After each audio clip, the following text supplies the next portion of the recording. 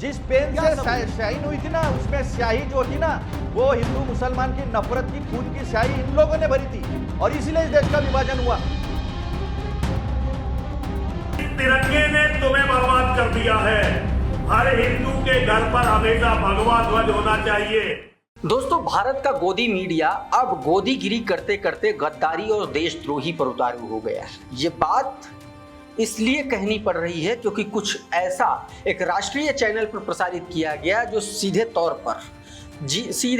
पर समानता, समता और बंधुत्व के उस संविधान की मूल भावना को तार-तार करता हुआ नजर आ रहा है। दोस्तों, बिना समय गंवाए जरा एक तस्वीर देखिए। यह आज तक की तस्वीर है और आज तक का कार्यक्रम ब्लैक एंड व्हाइट, और ब्लैक एंड व्हाइट की गोदी एंकर अंजना ओम कश्यप ये कार्यक्रम स्वतंत्रता दिवस की पूर्व संध्या पर कर रही थी और इस कार्यक्रम में किस तरीके से मुसलमानों के खिलाफ एक तरीके से जानबूझ करके इस तरीके के डेटाबेस कार्यक्रम चलाए गए। देखिए जरा, इसमें साफ तौर पर बताया गया है, क्या लिखा गया है कि 4 करोड़ मुसलमानों में से सिर्फ 96 लाख पाकिस्तान गए। भारत विभाजन का मकसद पूरा क्यों नहीं हुआ?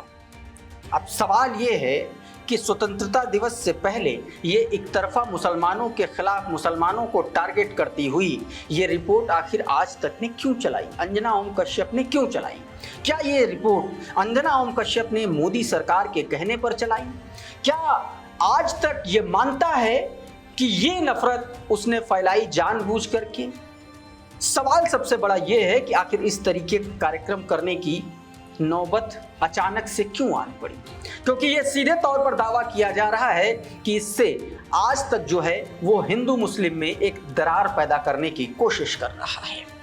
तमाम सारे लोगों का दावा यह भी है कि अंजना ओम कश्यप ऐसी पत्रकारिता के जरिए, ऐसी नफरती पत्रकारिता के जरिए, ऐसे ही गोदीगिरी के जरिए अपने पति को दिल्ली का पुलिस कमिश्नर बनाना चाहती है।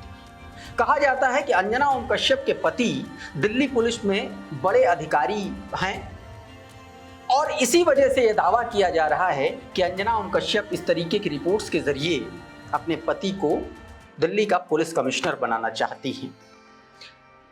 ये ट्वीट देखिए, प्रशांत कनौजिया का ये ट्वीट है। प्रशांत कनौजिया लिख रहे हैं कि रेडियो रवांडा भारत में जीवित हो चुका है।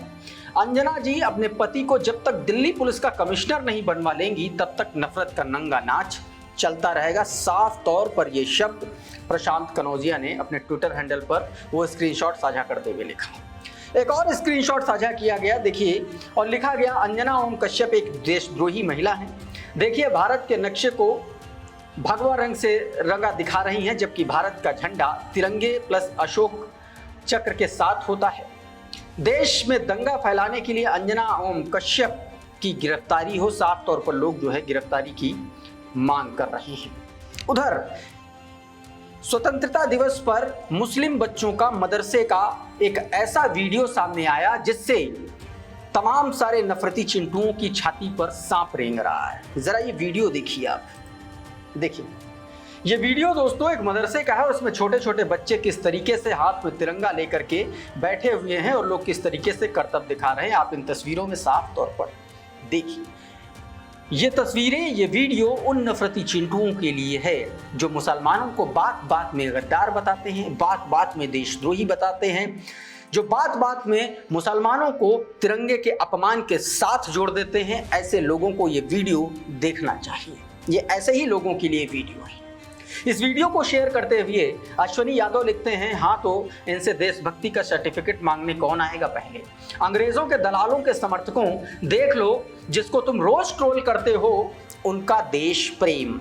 सीधे तौर पर इसमें ये बताने दिखाने की कोशिश की है। तो एक तरफ मुसलमान बच्चे किस तरीके से आज़ादी बना रहे हैं, तिरंगा हाथ में लहरा रहे हैं और किस तरीके से करतब कर रहे हैं, दूसरी तरफ इस देश में भगवा के नाम पर, हिंदुत्व के नाम पर, सनातन के नाम पर नफरत फैलाने वाले चंद नफरती चिंटू, खुद को संत कहने वाले किस तरीके से गद्दारों की भाषा बोल रहे हैं, देशद्रोहियों की भाषा बोल रहे हैं। कैसे बता रहे हैं तिरंगा नहीं फहराना चाहिए, तिरंगे की खिलाफत कर रहे हैं। इस नफरती चिंटू का ये बयान देखिए आप पहले।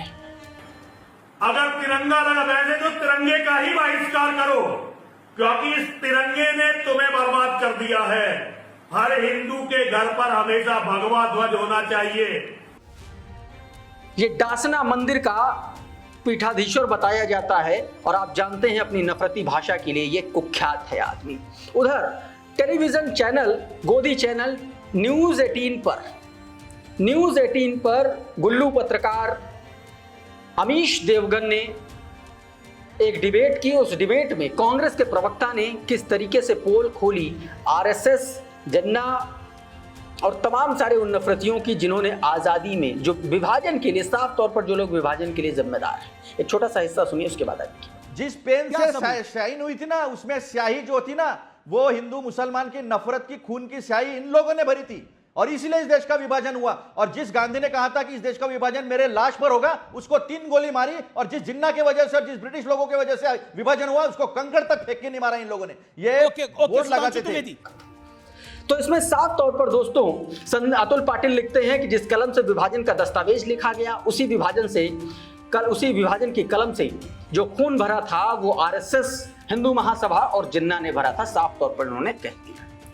अच्छा, वैसे भी देश की आजादी में और देश की आजादी के बाद भी आरएसएस का जो स्टैंड रहा है वो तिरंगे के खिलाफ रहा है, ऐसे तमाम सारे दस्तावेज कहते हैं, बताते हैं। 2 रिपोर्ट्स हैं इंडियन एक्सप्रेस समूह के अखबार जनसत्ता की, ये दोनों जरा हेडलाइन देखिए। 2022 की यह खबर है, संघ मुख्यालय पर तिरंगा फहराने वालों के खिलाफ आरएसएस ने कर दिया था केस। संघ के मुखपत्र ने लिखा था तिरंगा कभी भी हिंदुओं को नहीं अपनाएगा। दूसरा ये भी देखिए, ये भी 2022 की खबर, संविधान बनने के बाद आरएसएस ने की थी मनुस्मृति की मांग। 1993 में संविधान को बताया था हिंदू विरोधी। ये आरएसएस के कोटेड बयान हैं और इन्हीं दोनों अखबार की कटिंग को शेयर करते हुए लुटियंस मीडिया ट्विटर हैंडल ने लिखा कि तिरंगे और संविधान के प्रति आरएसएस की सोच स्पष्ट है। आजादी के बाद संविधान बनने के समय आरएसएस ने संविधान और तिरंगे को कभी स्वीकार नहीं किया और सदैव आरएसएस का एजेंडा संविधान और तिरंगे को बदलने का रहा है। दोस्तों, तो इस तरीके से आप सोचिए कि जबरदस्त तरीके से मोदी सरकार आरएसएस और हिंदू महासभा की नफरत हर साल हर 15 अगस्त को एक्सपोज होती है, बावजूद इसके ये मानने के लिए तैयार नहीं है। इस वीडियो में इतना ही। बहुत बहुत शुक्रिया, बहुत बहुत धन्यवाद, नमस्कार। जिस पेन से शाइन हुई थी ना, उसमें स्याही जो थी ना, वो हिंदू मुसलमान की नफरत की, खून की स्याही इन लोगों ने भरी थी और इसीलिए इस देश का विभाजन हुआ।